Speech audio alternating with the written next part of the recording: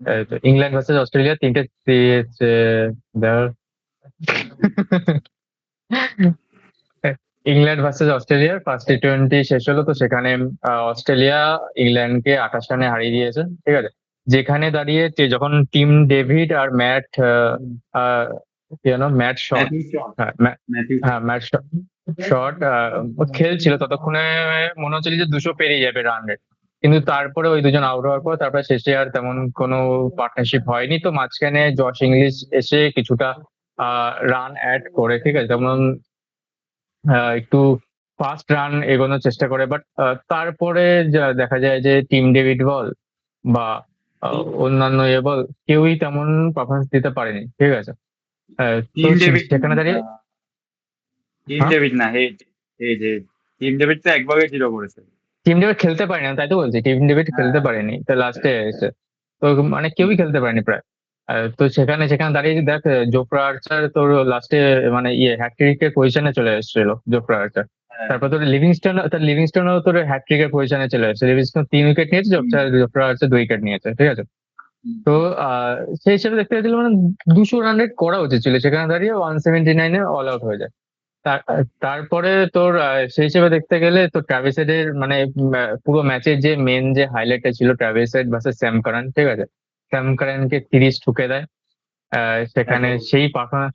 হ্যাঁ, এই Travis head লোকটা একাই খেলছে, মানে টি-20 কারে বলে সেটা ওকে ওকে দেখে শেখা হচ্ছে, আইপিএল হোক বা ইন্টারন্যাশনাল ক্রিকেট হোক। মানে ও যতক্ষণ নতুন। থাকে ও যতক্ষণ যতক্ষণ ম্যাচে থাকে মানে খেলায় মজা আছে দেখে, ঠিক আছে। মানে ট্রাভিস হেড আর ম্যাট শট যতক্ষণ খেলছিল, ঠিক আছে, দেখে মজা আসছিল। তারপর তখন ঝিমিয়ে গেল। হ্যাঁ, ট্রাভিস হেড হচ্ছে ক্রিকেটের নতুন মনস্টার। এবি ডিভিলিয়ার্স এর পরে দেখা কোনো মনস্টার হচ্ছে ট্রাভিস হেড। এক ওভারে হ্যাঁ, যেভাবে স্যাম কার্নকে চারটে, চারটে না দুটো, তিনটে ছয় মেরেছে তিনটে পরে। ছয় 3-6, হ্যাঁ। তিনটে ছয়। আর স্যাম কারানও সেরকম একটা, মানে কেমন যেন প্রথম বল এসেই একটা একদম সুইপার বল। তো হুম। সেখানে স্যাম কারান যখন মার খায় না, মনটা বেশ খুশি খুশি হয়ে যায়, কেন জানি না, বেশ মজা না, আসে। পরে এসে ফার্স্ট ওভার 30 গেল, পরে আবার একটা ওভার করতে এসেছিল, ঠিক আছে, তো ওখানে মেবি কামব্যাক করেছে, 5 রান দিয়েছে, 1 উইকেট নিয়েছে। জশ ইংলিশ যেখানে পার্টনারশিপ করছিল সেখানে জশ ইংলিশের উইকেটটা নেয়। তাছাড়া আর হুম। অস্ট্রেলিয়ার এই আর ইংল্যান্ডের কে ছিল, কি মেহমুদ বলে একটা ছিল, ঠিক আছে, হ্যাঁ, সেও ভালো ভালো করেছে। হ্যাঁ, হ্যাঁ, মেহমুদও ভালো ভালো করেছে। আর অস্ট্রেলিয়ার দিক থেকে দেখতে গেলে তো জশ হেজেলউড আর দাঁড়া, ঝ্যাম্পা ঝ্যাম্পাও তো 4 ওভারে 20 রান দিয়ে 2 উইকেট নিয়েছে। হ্যাঁ, বাট আরেকজন ছিল, জেভিয়ার বার্ড। এই যে বার্টলেট, হ্যাঁ, বার্টলেটের হ্যাঁ, উইকেট এক নিয়েছে, বাট ও ওভার গুলো ভালো করেছে। আর ও তো চোট খেয়ে বাইরে বেরিয়ে গেছিল, চোট হুম। ছিল। আর এমনি সেখানে দাঁড়িয়ে শেন অ্যাবটও খারাপ ওভার করেনি। হুম, কিন্তু এখানে তো অস্ট্রেলিয়ার তেমনই কেউ ব্যাটের দিক থেকে তেমন কেউই মানে কি বলবো, সরি, ইংল্যান্ডের তেমন কেউই তো ব্যাট করতে পারেনি, দাঁড়াতে পারেনি। সেখানে ফিল সল্ট ইংল্যান্ড ফার্স্টে একটা দুটো ছয় মারছিল, ঠিক আছে, তারপরে গেল পুরো, ফিল সল্ট গেল। ইংল্যান্ডের তো আহ, ইংল্যান্ডের কালকের টিমে 3 জন মনে হয় তোর ইয়ে ছিল, ডেবিউটেন্ট। জর্ডন কক্স, তারপরে হুম, বেথেল, আর জেমি হুম, ওভারটন। তো হুম, ইংল্যান্ড বেশি এক্সপেরিমেন্ট করে থাকছে টিমের উপরে। যেমন কদিন আগে আমরা দেখছিলাম বিশ্বকাপে, যেমন তোর বেন ট্যাকেট ছিল, তারপরে হুম, হ্যারি ব্রুক। তো হুম, এদেরকে বাদ দিয়ে ওয়ান ডে তে দিয়েছে, জানি না হয়তো রেস্ট বা কিছু, কিন্তু তারপরে যেখানে তোর আহ, জস বাটলার টিমে নেই, সেখানে মনে হয় বেন টাকেটকে অন্তত রাখা উচিত সিলভার টিমে।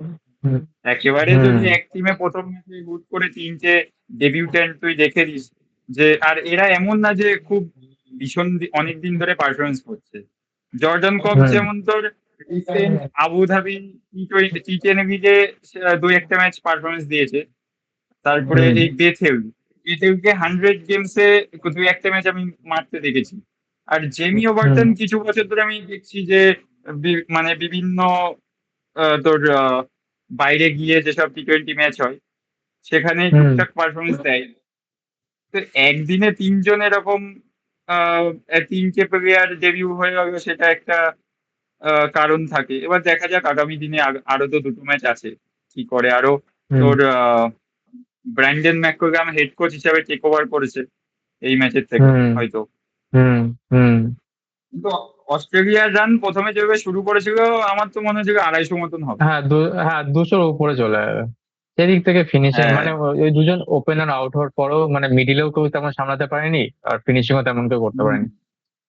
হ্যাঁ জশ ইংলিশ একাই একটু ছোট ইয়ে বাড়ি ফেললো, তারপর আর কেউ তেমন ছিল না।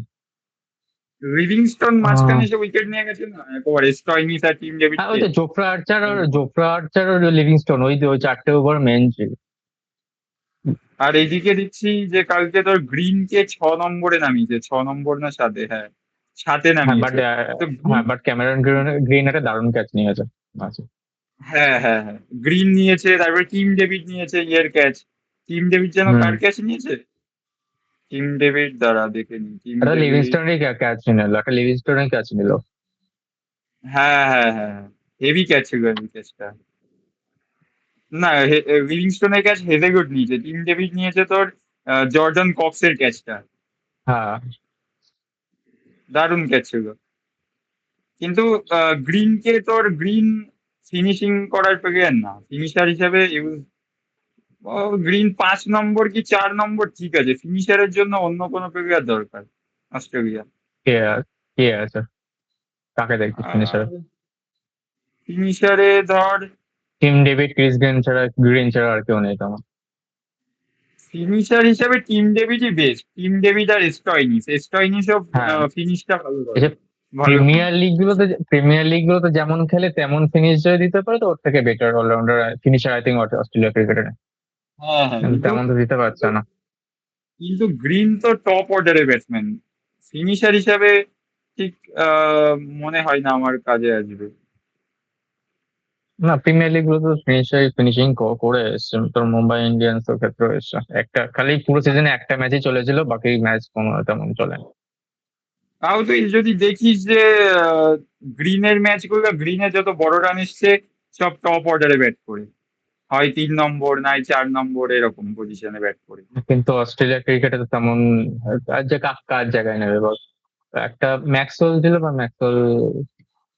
এবার ম্যাক্সওয়েল সেখানে সেখানে স্টয়নিসের জায়গায় হয়তো গ্রিনকে পাঠাতে পারতো, কারণ স্টয়নিস যখন এসছে তখন হয়তো কত 10 ওভার কি 12 ওভার যাচ্ছে।